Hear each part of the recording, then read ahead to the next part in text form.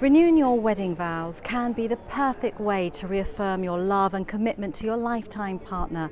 And it must be said, there's something rather special and magical about doing it here in the cathedral. My husband was in the RAF. We met here when he was working here. And that's not a secret. The secret is you do your thing, I'll do my thing. As long as she is the boss, that's all right. Yes, sir. No, sir. Ready? Nancy and Frank, how many years married? 50. What's the secret to your long marriage? Oh, well.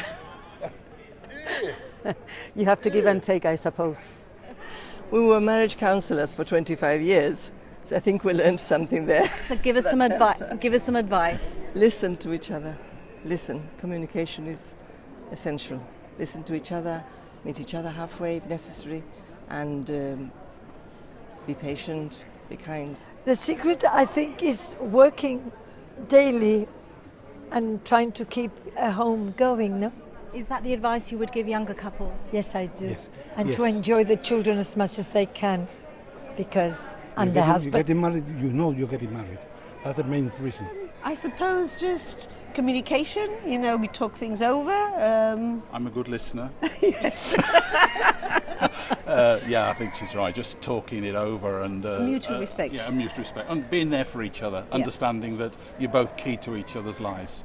We had our vows reviewed on the 40th, and Frank wanted to do it again, so I said, well, why not?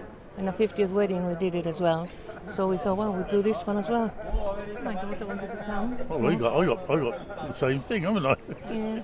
Forgiveness, accept that we're all human and that we love each other, and that's the basic thing. It's important. You're both marriage guidance counsellors. Do you ever argue with each other and then follow your advice?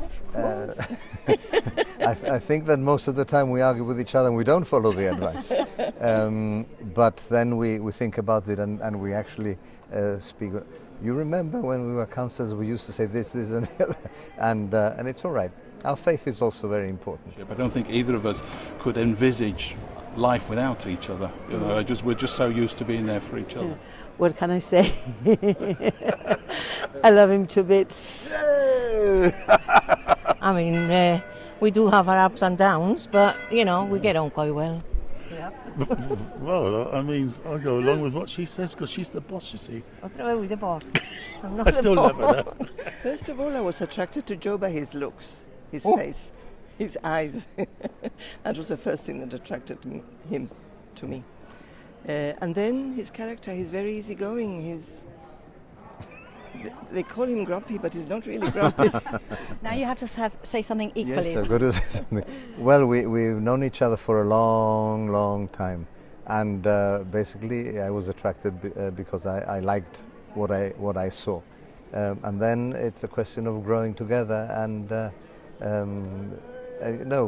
being acceptable of our faults as well as our blessings. God has played an important part through our marriage, and it's good that to remember what we said 40 years ago, to still feel that we need to do that again, that we still are there for each other, for better and for worse. Yeah, it's So a great milestone. Celebrate it.